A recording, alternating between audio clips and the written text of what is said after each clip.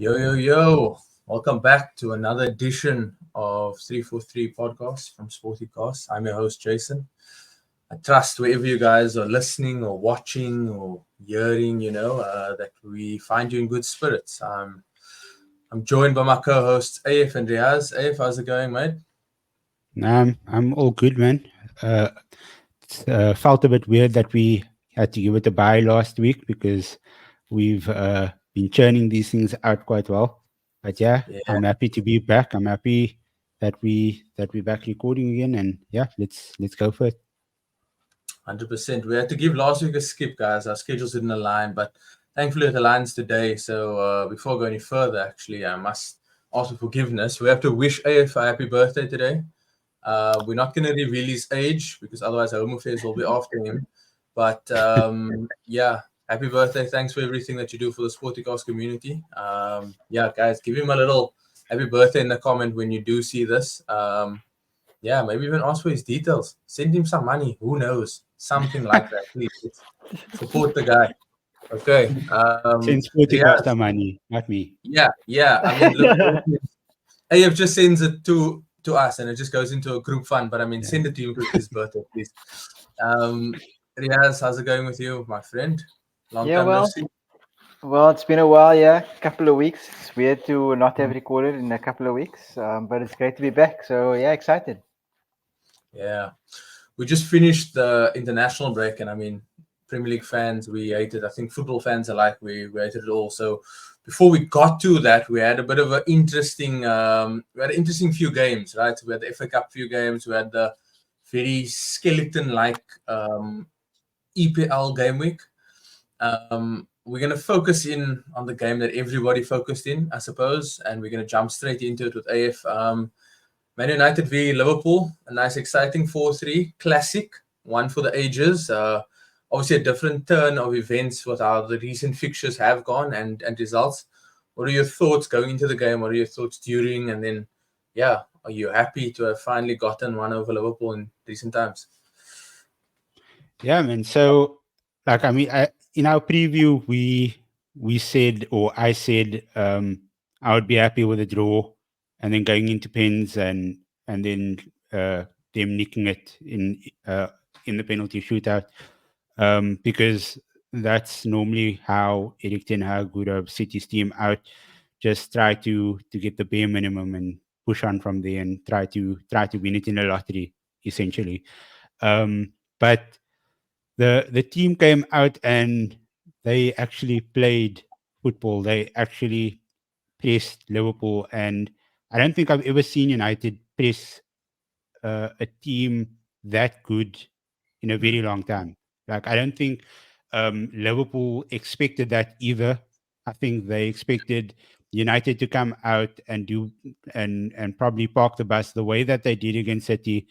But yeah, I think United surprised everybody in the approach, and they played extremely good football for about the first 40 minutes of the game. That was probably some of the best football that I've seen this season from Manchester United. But then they kind of lost their heads in that last few minutes of the first half. Liverpool equalized, and then in the second half, Liverpool just carried on the way they left off. And then I started thinking, okay, same story, different day.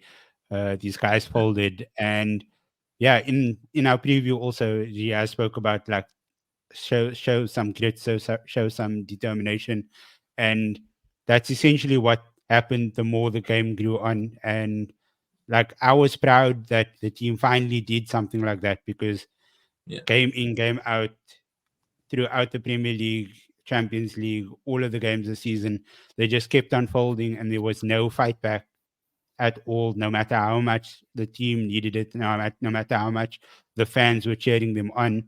And yeah, they actually managed to pull something out. And like you said, one for the ages. But yeah, I don't think Riyaz agrees with that connotation, as seen in our debate previously.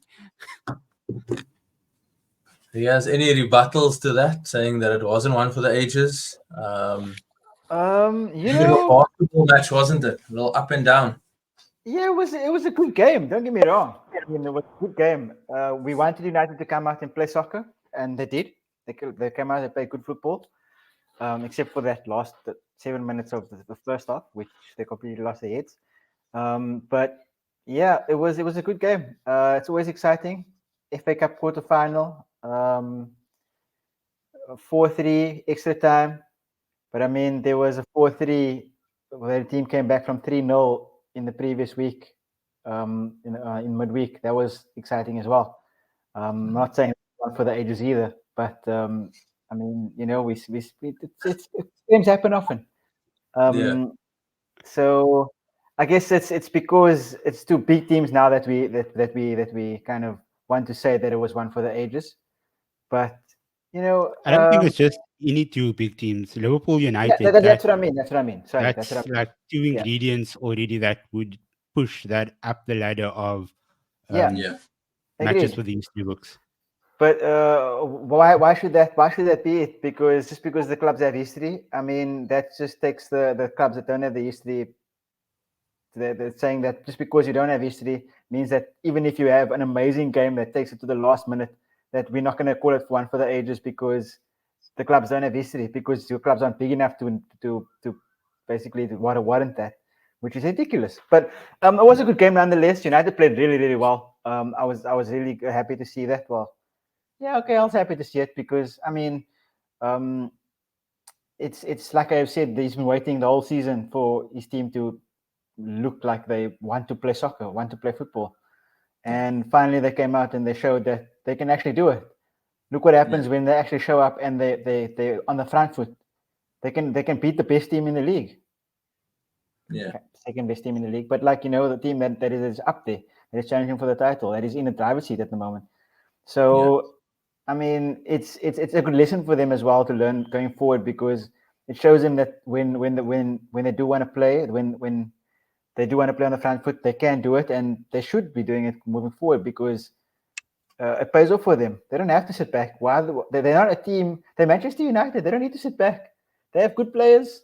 They ended up with Bruno Fernandes at centre back and Anthony at left back or something like that, and Maguire That was playing in wild. the front. It was Yeah. crazy. But I mean, it was something scoring that a goal was actually wild. That was wilder than him being at left yeah, back. yeah. I 100% agree. I fully agree. I mean, it's a new meme. I can't really remember if I said this, but for me, it's a new meme. Like, I mean, it used to be Maguire making mistakes and things like that, but now Anthony can't score a goal, and he scored. I mean, that's ridiculous. Yeah. So yeah, it was good. It's good to see. It was interesting for them to play like that, and it was nice to see them actually decide to play on the front foot, even with having Anthony and Bruno in the back line. It shows initiative and it shows something different for them to want to go and win the game. So moving forward, I think that it could only put them in good stead, and I think they're in front running to get that fourth spot at the end of the day. Can I just highlight or spotlight one thing, and that is Amad Diallo. I don't know if anybody knows like his proper story, but he was actually a victim of trafficking, getting into Italy. Like he Oh, was yes. exploited Yeah. by agents and stuff like that. So I mean, to Yeah. go through that, like growing up, like in his childhood, and to get onto a big stage like United versus Liverpool in the FA Cup, a competition, a tournament with so much history, and to get that winner so late, to like just soak up that entire atmosphere. And I mean, it's amazing, man. It's such a great story to tell. Yeah. Yeah, and also, I mean, it showed, right? He was soaking up the whole atmosphere that he took his top off and then got a second yellow. He had to wipe Yeah, his tears. So, yeah, yeah, but I think it was a very good goal. I think it was a bit criminal from Liverpool to have left themselves that open at that late stage. I think if you've gotten it to this point, you then just because it was extra time, right? So it was right at the yeah. death. You I were think it was probably like 118, I think. yeah.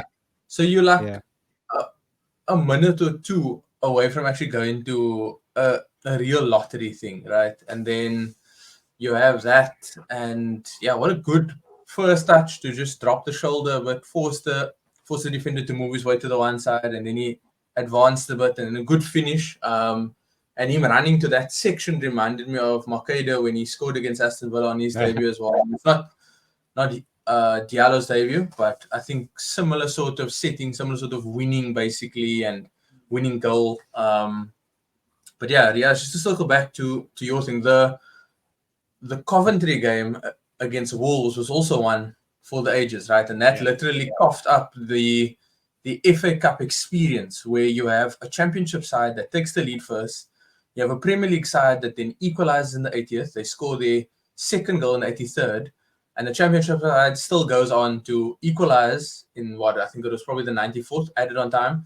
And then the 100th to get that actual winner. And you're in such disbelief. I mean, that's the true essence of FA Cup, right? Giving the underdogs a chance to compete against the Premier League teams. And so I think it was a good advert for FA Cup football.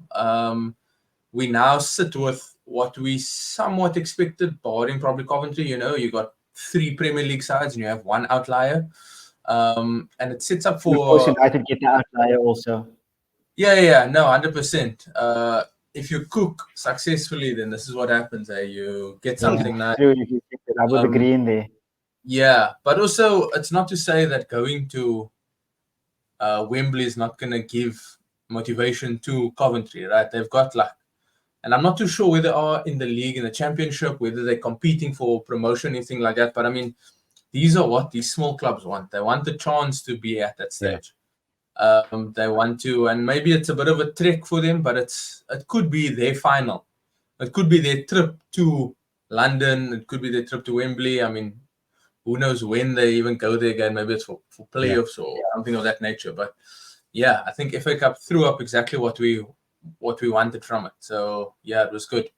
Any thoughts on the draw quickly before we wrap up and move on to the next thing? AF, favorable draw. Could be anything, but what are you expecting? Like one way or the other, the FA was they were going to want the Manchester derby for the final. There was no way United and City were going to play each other in that semi-final. So it was either Chelsea, Coventry, flip of a coin. One of the 2 teams are going to play Coventry, and whoever was going to be on the receiving end of that. Now United fans are always going to be like, United got an easy run, or if it was City, City gets an easy run. And we've said that so many times in so many tournaments over the last couple of years, be it the Champions League, be it the League Cup, where City has like an easy run from the start right through. But yeah, I mean, one of the 2 teams was going to have that sort of like backlash. But yeah, I'm okay with it, but I'm still not confident. I think it's PTSD, but I'm still not confident that we'll see it through. But just gonna have to try and believe and hope it happens. Yeah, let's see. I mean, look, Chelsea seem to be eating some sort, and I think we hypocrites because we speak of them firstly in the best of light, that there's some potential, then they do poorly, then we speak of them how things need to change, and then suddenly they start winning again. So they actually, if we were to clip it and we were to go back on how we've changed our tune week by week just because of Chelsea and how they change their form, there wouldn't be a space doesn't for agree. I always believe in Chelsea. I always believe in them, obviously. Okay, I have this thing. Mindset, isn't it? Always believe in anybody else with the team.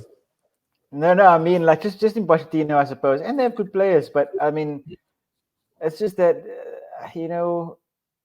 they need to come right at some point. I mean, like I get that we changing our tune by the way that they play, because it changes. They change every week, but at the end of the day, they do have the potential and they can do it. They have the manager there, they have the players, and they must just find a way to do it because they can.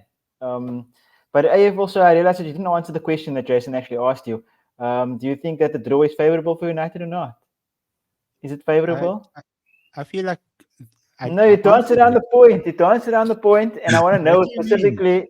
I want to know: is it favorable or is it not favorable? You said, "Oh, both teams would have. Some would have gotten Coventry eventually, or they wanted a derby." Yeah, and then I ended off with me saying that I don't feel confident about United because I feel like I have PSD. PTSD. Yes. Yes. And yeah, like I mean, is it But favorable? is Sure. Manchester United draw against Coventry? Is it favorable for Manchester United or not? Sure, it is. Okay. Like on paper, it is. But I Yeah. mean, like Jason said, it's the FA Cup. Anything can Yeah. Yeah. happen. No, no, I agree. Somebody I in League agree. Two I agree. can like do anything Yeah, against the I agree. Premier League team. I just So wanted to hear you yeah, say it. So that was it. I just wanted to hear you say it.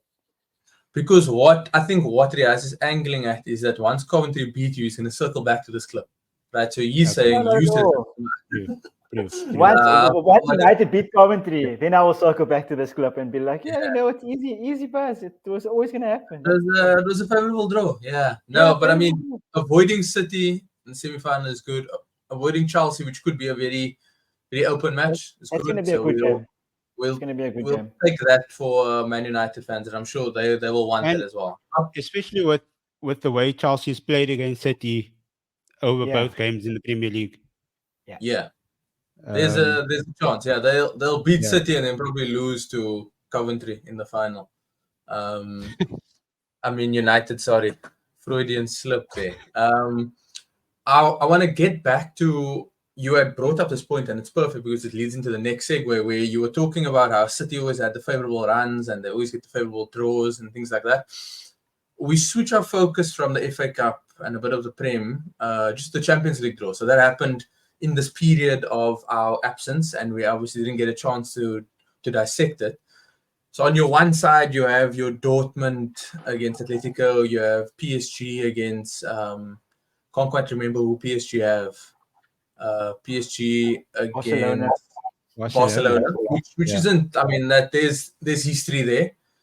And then on the other side, you have City against Madrid, and you have Arsenal against Bayern. And I had to practice saying that before I started this, just because I think I might have puked, just because of all of that PTSD. So if you want to talk about the real PTSD, I think it's Arsenal against Bayern.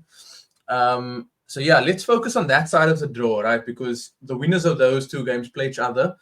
Looking from a City's perspective, where I mean, City and Arsenal. This is just a general one, Riyaz. Maybe you can start us off.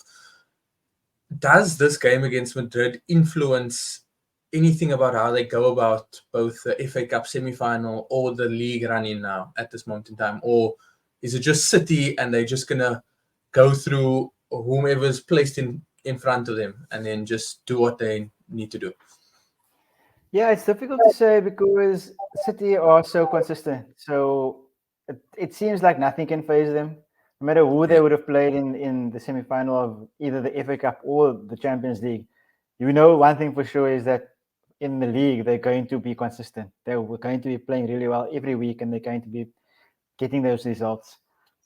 So for them to be playing Madrid as well, it's probably it's the final of the Champions League. Let's get serious. Like it's the two best teams in the world, and they're playing each other now in the quarterfinals. So I think it's going to be tough on them mentally, and it's going to be difficult for them to kind of adjust maybe from the teams that Pep's going to be put out, because he's not going to put out the same teams. We know Pep is going to change his team for the Champions League and for the Premier League.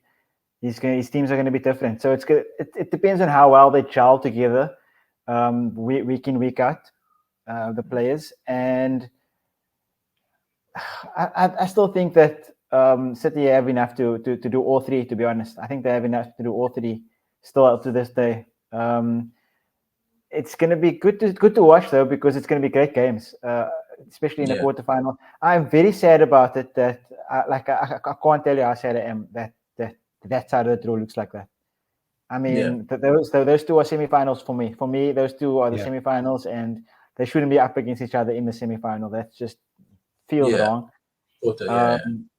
So it's sad, but it's going to be great. It's going to be exciting, and I think, unfortunately, that City just they're too strong at the end of the day. They have the mentality as well. I think that's important.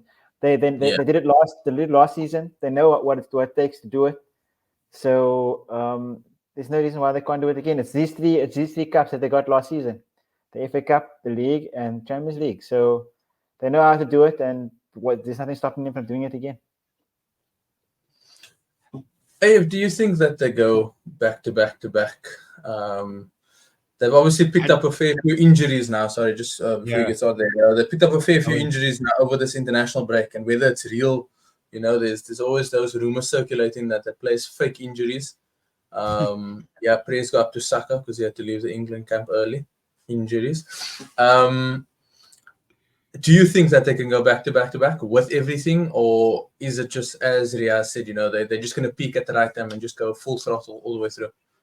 Yeah, so I was going to bring up those injuries that you Yeah. just mentioned now. I mean, John Stones, that I mean, he hasn't really been integral the last couple of months or so, but I mean, like in the run into the end of the season, you need Yeah. all your quality players, and he's right up there for them. Yeah. So, like, I mean, I think Kyle Walker as well, if I'm not mistaken. Yeah. He's Walker, out as well. Akanji.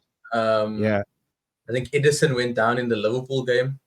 Yeah, I when think that they said he's back like Yeah. mid-April or something. So I think he might only miss the first leg, if I'm not mistaken.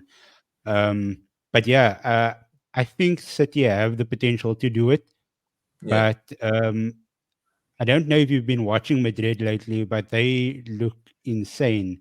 I was Yeah. watching a bit of the international friendlies last night as well, the Spain versus Brazil game. And Vinicius and Rodrigo are crazy together. Yeah.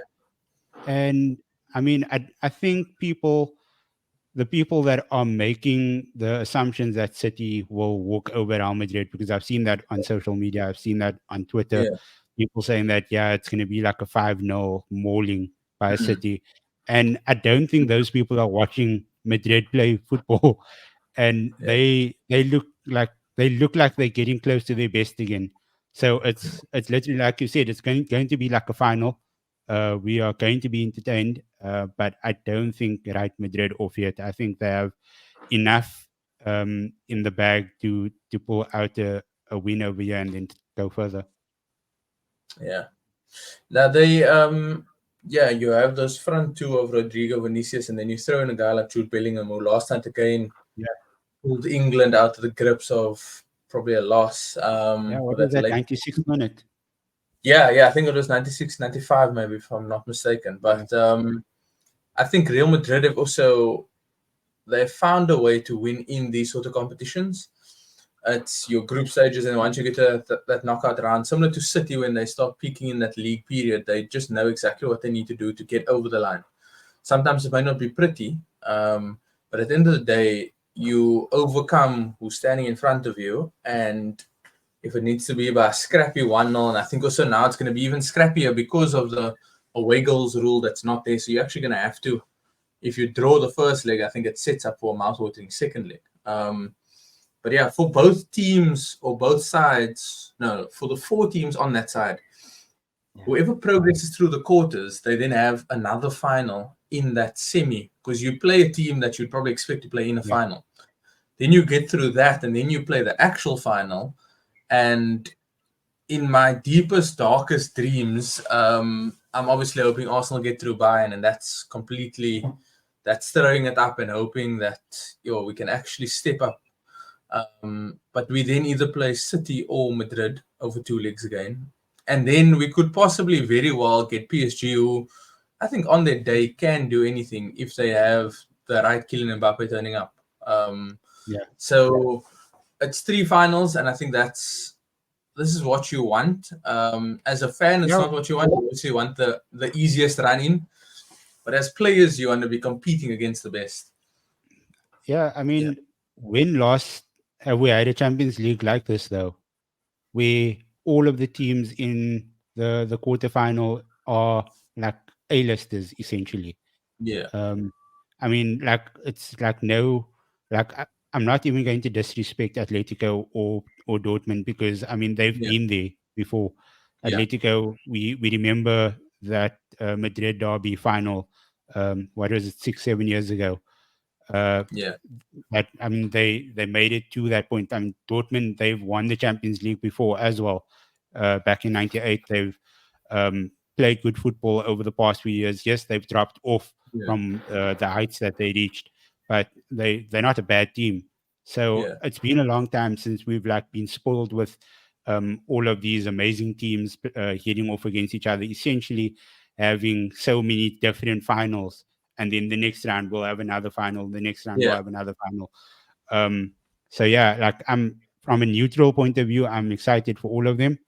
But yeah, like I must admit that I'm feeling your pain in a way. But I don't think you should worry, man. I mean, Bayern have Kane and Eric Dyer. That's some Spurs blood right there. All the way through. It's a him- Kane curse at the end of the day. It's a Kane curse. Don't worry. You got it. It's fine, man. Yeah, it's nerve-wracking to think about because he's obviously playing in such imperious form right now. I think he's en route to probably setting the record for Bundesliga goals. And the irony of it all is that he can do all of that, and Leverkusen, or knock on wood, they're still going to win the league, hopefully. And that's like when your friends are celebrating and you're just standing there with like something, just like a little piece of hope, right? Because you scored 50 odd goals. I mean, they're smashing teams now, 8-something, 7-something. But He's yeah, used to thankfully it. it's over 2 leagues. Yeah, eh? He's used to it, so it's fine. Yeah, completely dominating the scoring charts and then finishing fourth, fifth, third.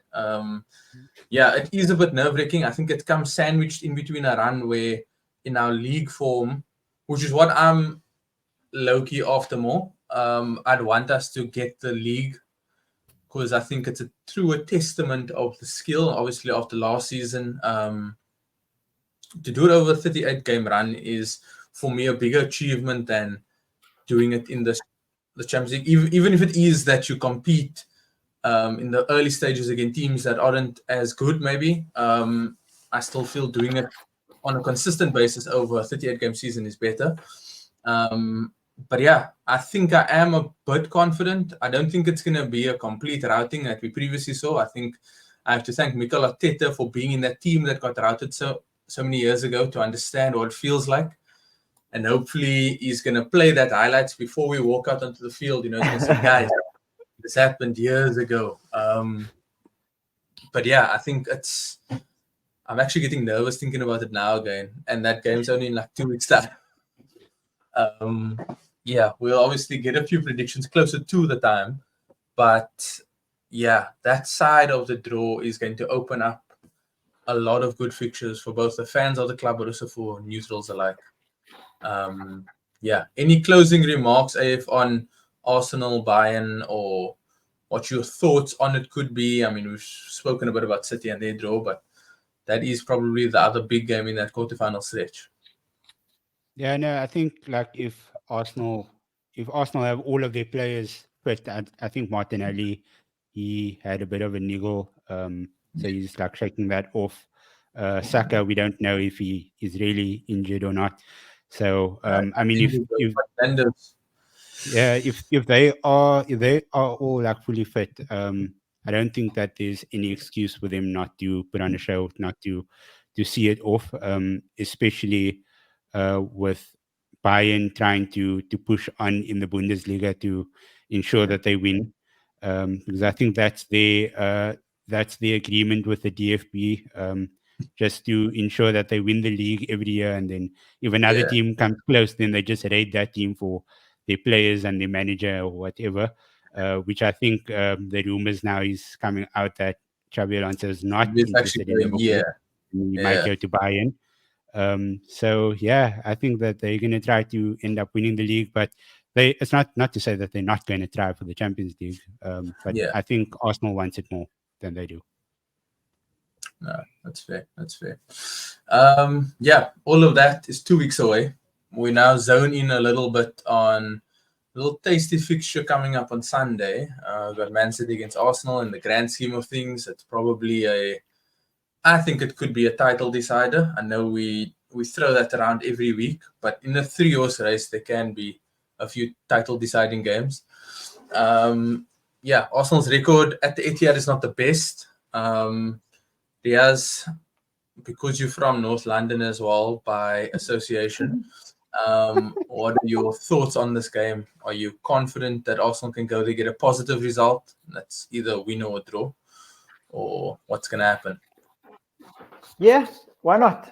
Why not? I think it's another 50-50 game. anything can happen, and that's the best part. I mean, like you said, I didn't actually know that all those people are injured from the City team, so that's gonna they might throw a bit of curveballs in it, because both defenders who step into the midfield are injured. If Akanji and Stones aren't there, then there's no defender that really steps in. So it's going to be difficult. I think Arsenal are in the not in the like, how do I say this? They are the best or the team in the best position to be able to go to the Etihad and take points off City. I think that they are the best team to do that. And with Kai Havertz in such form, who knows what they can do? I mean, Kiwior as well has been great with stepping in there at left back. He's been like crazy amazing. Ben White's also been really consistent. So the two fullbacks have been playing really, really well. Centre backs have always been doing well. So I think that with the defense playing the way that they are, and I mean, we don't need to discuss the attack at all because they've been great this season. I think that they'll be able to find gaps all over the show. Not all over the show, maybe. That's stretching a bit. But I mean, Arsenal can definitely do it. I think that they will as well. At least get a draw. That's the problem with a draw for me, is that it means that Liverpool have more of a chance. So I don't really want to draw. I'd rather take a result either way. Unfortunately, Jason. Yeah, that's fair. But you know, it's going to be a great game to watch. I think it's going to be one of the better games of the season. Could be one for the ages and all that, you know. Okay, so that's the caption for this video, you know. Man City Arsenal, one for the ages. AF, thoughts? Pondering from the game? I agree with Riyaz. Like, if there's a team that can go to the Etihad and get something from this game against Manchester City, that's Arsenal. I think they go there with momentum, now being top of the log, making sure that they secure that for the next few weeks. I think this will go a long way for their confidence. And I think with them going to the Etihad, Arteta would probably go Jorginho, Declan Rice, just to have that solid base or spine in the midfield. And then with Odegaard just roaming around, that will just add that sort of fluidity and like that rigid part in the engine room that they need, because chances are City is going to come out there, they're going to try to run them over, but I have faith that Arteta will be able to field a team that will be able to withstand all of that. And then, like I said, if the guys are fit, Martinelli, Saka, and Havertz up front will probably be able to do some work as well. Yeah, I was thinking about it leading up to this episode, and I was thinking about how in games against City, you have to be very clinical. And I think City this season have given up a lot more chances than they previously have done in seasons before. I think teams just haven't been as clinical and they haven't been able to put them away. And I think back to possibly the 4-4 game between Chelsea, where they gave up chances and Chelsea actually scored 4 goals, and could have been more. City could have also scored more.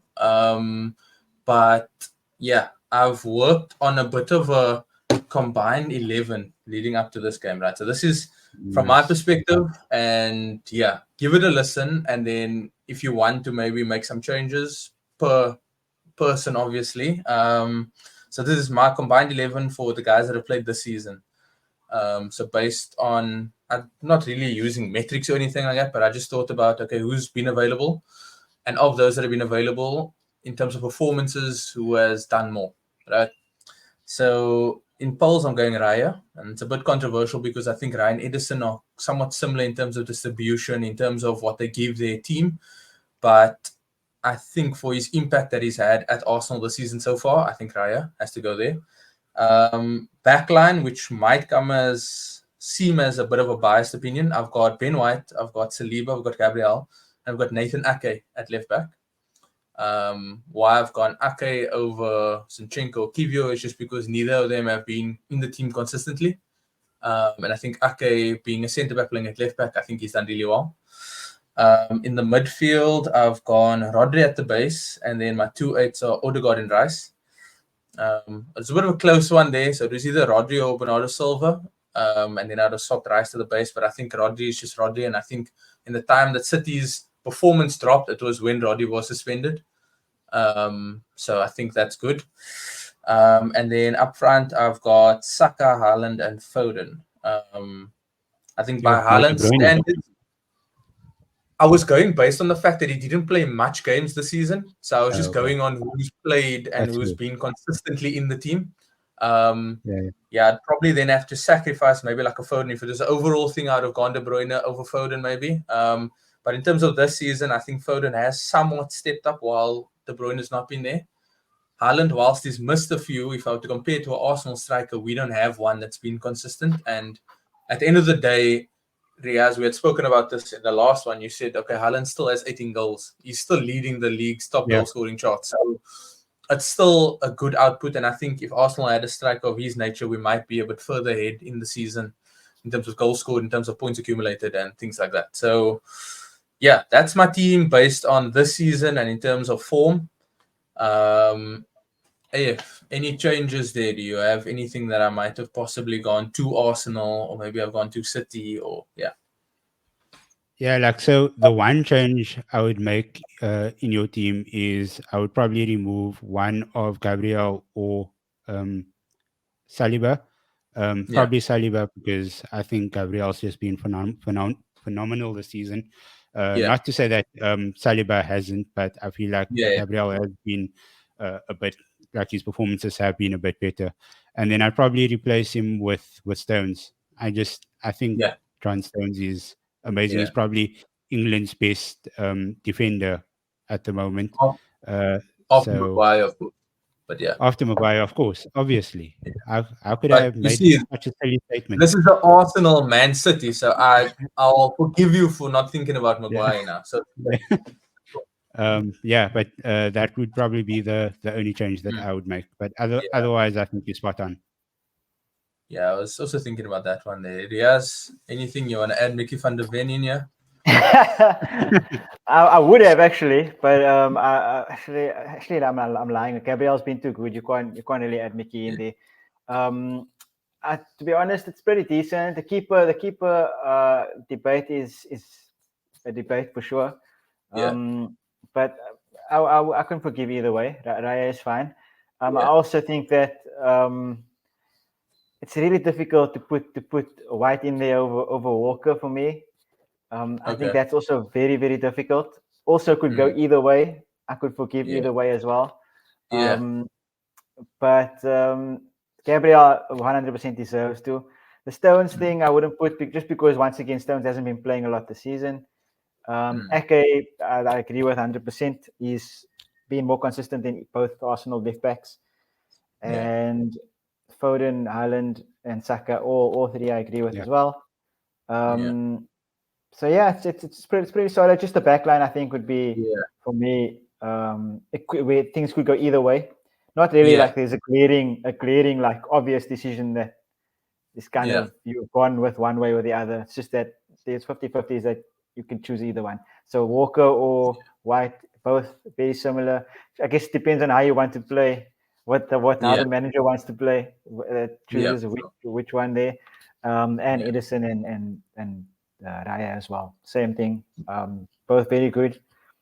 I would have actually taken out Saliba for a City defender if I thought there was a City defender that kind of warranted. You didn't even go Ruben Diaz?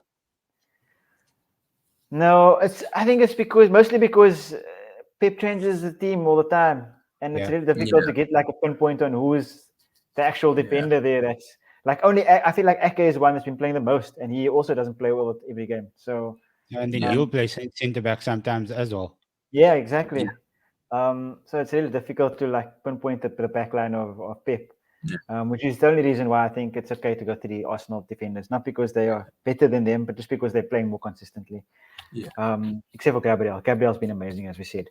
So it's a pretty good good team there, Jason. I don't think I'll change much. Yeah, and it's not a slight on Walker because looking at it, I was really thinking that okay, look, he's been doing well, and you consider everything that's happened off the field with him. I think he's done exceptionally well for his longevity. And it says a lot for me to be saying this because he is a former Spud. And when he was at Spurs, I didn't rate him at all. And then Pep's changed his life. So, yeah, I think that it's a rendition of the Champions League anthem. Eh? The OGs remember the Champions League anthem sung by Kyle Walker. Yeah. That was I didn't appreciate music. it because he was a Spurs guy. So I said, nah, this guy can't be funny. But it's actually, he has quite a good joke to him. But yeah, so the backline was probably the most, I wouldn't say contentious, but the thing where you grappled the most was because both teams have defended very well this season. And it might be with the style of possession or the style of play that they play that the defense really don't really get into a lot. But when called upon, I think they have defended well. Yeah, I like this team. I feel like if I were to manage a team, this would be my guys, all of the best players. But yeah, we're gonna wrap it up there, right? I think that was a good finishing point there. I don't think we need to do predictions because I know all you guys are Arsenal fans, low key. So you all want the Arsenal win.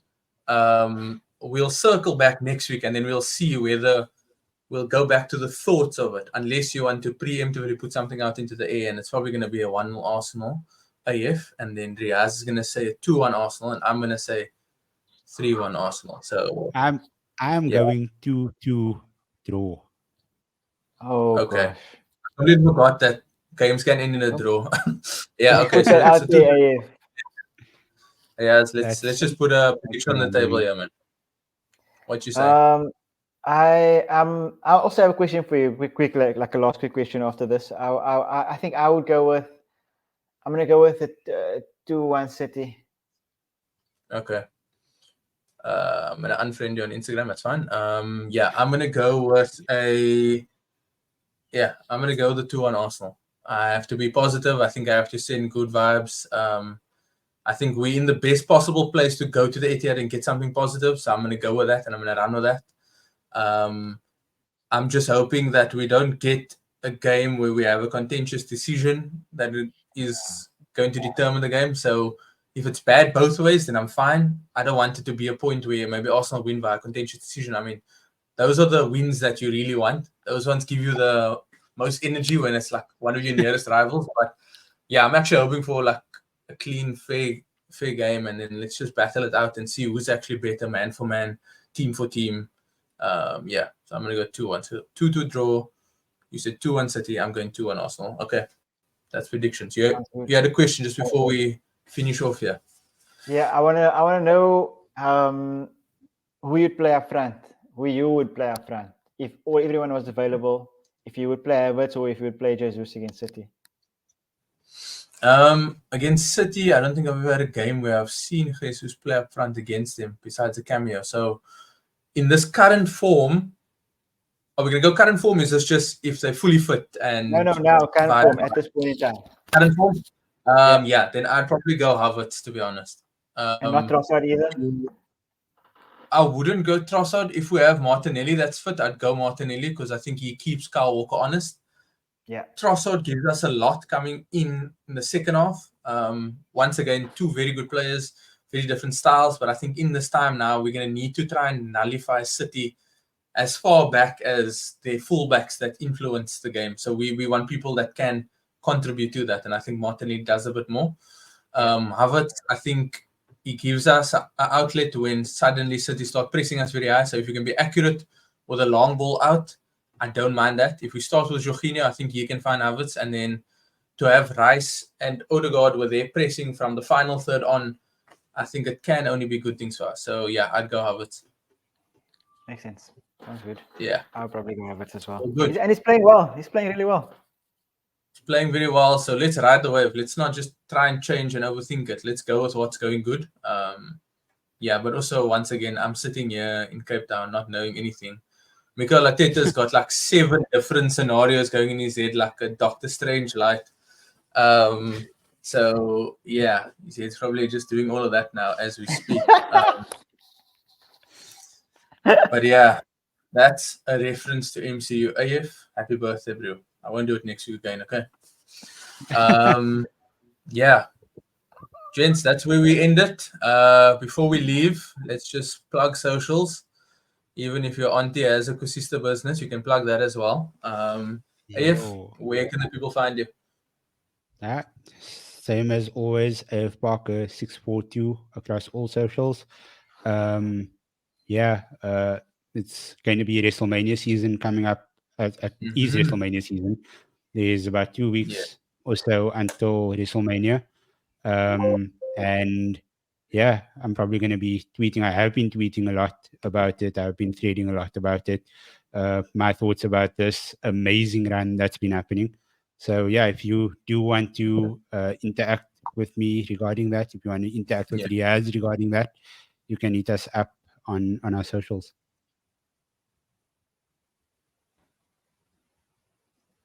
Sweet.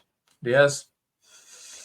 Yeah, I'm at Parker underscore Riyaz at on Twitter, and at Riyaz Parker 7 on Instagram. You can come around, come talk about nonsense. And yeah, like I have said, it's WrestleMania season as well. That's going to be awesome. IPL is currently on. We can talk about that. FPL is always a thing, even though I don't look at it anymore, really. But yeah, come around, come chat, and let's try and let Jason not do that animation anymore with Doctor Strange, because that was kind of a bit scary. Wait, Riyaz, quick one. Who do you support in the IPL? I'll be honest, I don't really. I watch WIPL more than I watch IPL. But you have to have sort of a team that you lean towards. In the last couple of seasons, I haven't. The last time I supported a team was I supported the Sunrisers. But nowadays I don't really have a team. I don't like watch religiously anymore. So I'm more like I have teams that I don't like. So like that's more of a, what about you? What team do you lean toward? Yeah, so I choose heartbreak in every sport. So RCB since its inception. You oppose me all the time. You just want to oppose me on purpose. And then it ends in heartbreak every season. It's just heartbreak after heartbreak. And then I get my hopes up because then like midway through the season they'll play like really good cricket, and then they just drop off and same result. It's because of the arrogance, man. That's why. It is the arrogance, yeah. I'm not even gonna lie. Yeah, that's great, guys. Everybody at Sporticast, we've got multiple sporting loves. So just note that. Yeah, I can be found at Jason_Ronnie on all of the main socials. Don't look me up on Friends or MySpace, whatever that is. That things are done. Okay, and just like MySpace, we are done. Gents, thanks for the time. Thanks for the love. Thanks for the support. Thanks to all of you guys for tuning in, for showing love, sharing, commenting, liking. Yeah, send AF a happy birthday message or you'll get 7 years of bad luck. It's not me that's saying this. Okay, I've seen the future. I showed you guys. My head was shaking. I saw it. Don't incur the bad luck, please. All right, that's 3FOUR3. We'll catch you guys at the next one. See you.